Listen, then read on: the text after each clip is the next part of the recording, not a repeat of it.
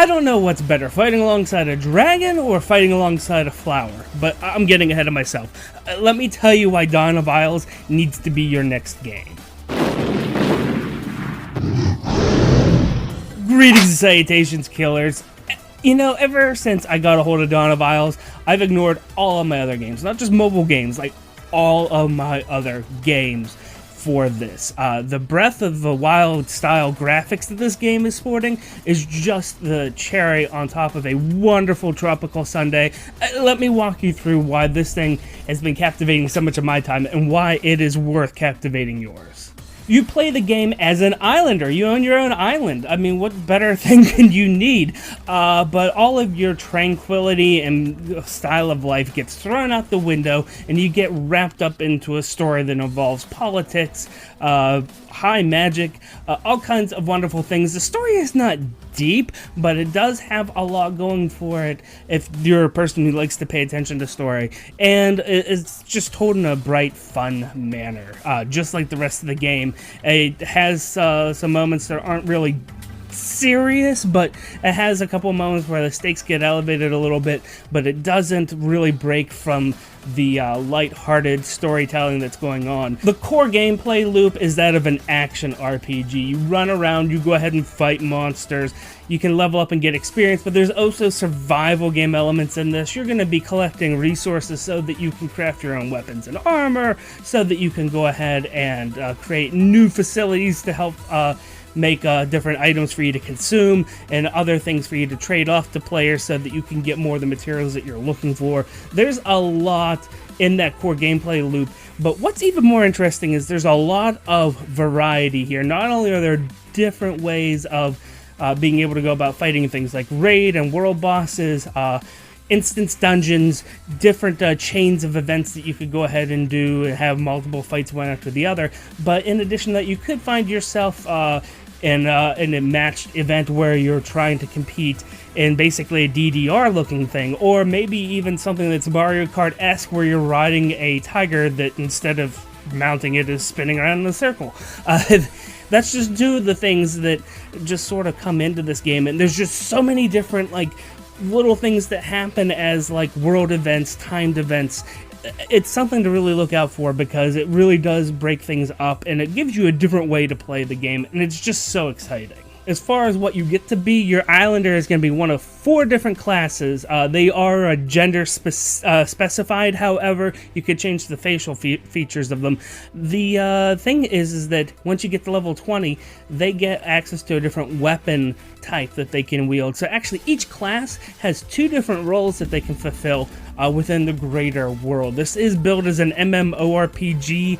And a part of that does sort of come into it whenever you start looking at the different weapon types. For instance, the warrior that I like to run around with either has an axe so that he could be a DPS creating character, or he can go ahead and use the sword and board, meaning that he's a great tank. And there are pets! You get to have pets. You can go out there and tame a pet, and then you can go ahead and name it yourself, something awesome. Then you get to either have one with you in combat, and or you can ride most of them, and that's actually going to also add to your stats. And that's actually going to get me into one of the things that just sort of like was blowing my mind for a game that just came out. There's so many fiddly bits already. There's so many different ways to develop your character. So I already talked about that you have this character class and you can level them up in traditional sense. You do have skills on them, and there's not a wide variety of skills, but you can develop the ones that you want. In addition to that, yeah, you have equipment. You could craft your own, you can enchant it, you could put gems into it as well. You can also just try to re-roll it, period.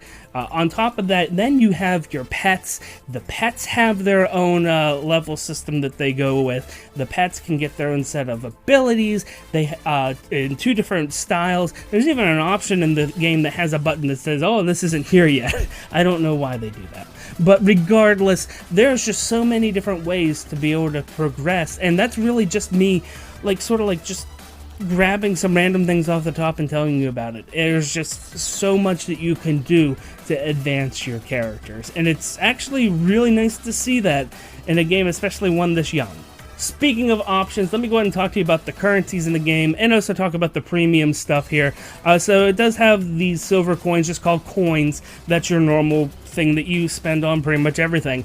Then there's gold coins, and these are actually semi-premium currency that you get from trading back and forth with players in a in-game market, where you can go ahead and put items up that you just don't need or have too much of and sell out 4 gold coins that you can get back. You can convert those into regular coins. You can't convert them into the real premium currency, however, which is these purple gems, and that's where the main cash shop is. The game itself, for the most part, it's not pay to win. If you put a lot of money into it, then you can start to re-roll your items a lot quicker than everybody else, and so potentially just, if you pull the slot lever enough, you're bound to get something useful.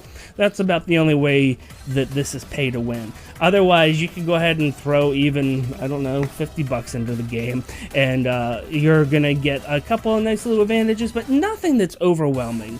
So if you are free to play exclusively, this game actually has a lot for you to do. And while we're talking about currencies, this game already has like 8 different tokens that you can collect from doing different types of PvP combat.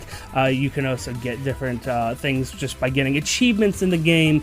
You can get points from helping other people who are lower level than you. There's just a lot of different ways to slice it. Yes, there's PvP content. I sort of just glossed over that, but I'm going to continue to gloss over that to talk about another big feature of the game, which is tribes, which is basically the clan system or guild system in this game. They try to put you into a tribe really early, and there's no reason not to join it because it gives you extra daily events that you can participate in, and a lot of the events change out based on the day of the week, or even more notably really are timed, like set to specific times of day, such as like the world bosses. There's 2 times a day that they appear, and there's other events that will be only appearing during certain times. Whenever you join the tribe, there's just so many more options that are given to you, including a couple of extra currencies that you get to use to buff your character with. It's just a fun thing to be in. Now, I've been talking about all this stuff as if it's all positive, and maybe you haven't really liked any of this, but let me tell you about some of the things that don't kill this game for me, obviously, but are things that are sort of detractors a little bit. And one of them is the sound engineering on it. None of the sounds are bad, none of the songs are bad, but nothing is memorable. I mean, like, it just seems like it's generic, and the music does set the mood for the area you're in, but you're not going to be walking around all day humming these songs. There's nothing like that in this game, which is a little unfortunate because of how great it is graphically, but the sound, it's acceptable. That's about all I can say about it. Speaking about the graphics, they're great. There are some rough animations here or there, such as with my warrior that I like to run around with. Sometimes his normal jog animation just looks a little clunky. Also, whenever a monster spawns back into an area, they literally just poof. Actually, they don't even poof. They just appear. And so it's sort of a little bit jarring because everything else was so nicely done. And the ambiance of the game is wonderful, so it just sort of is a little bit off-putting there. There are also hard limits to the activities that you could do per day. There's only so much experience you can get before you stop accruing it. There's only so many what they call supply, which is the main resource that you use to continue to build and evolve on your home island. There's a couple other systems that just limit what you can do. Fortunately, I found out that anytime you want to keep playing, there's always something for you to do. If you want to only keep on, say, leveling your character, you might get stuck. If you want to only level your island, you might get stuck. But I've been able to log in and do something meaningful with my time pretty much all the time.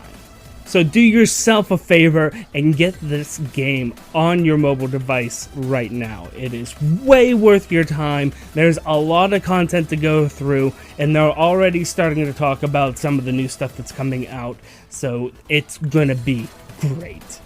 So I will see you on the islands. My name is Deltran. Thank you guys so much. I greatly appreciate all of you. And until next time, take it easy.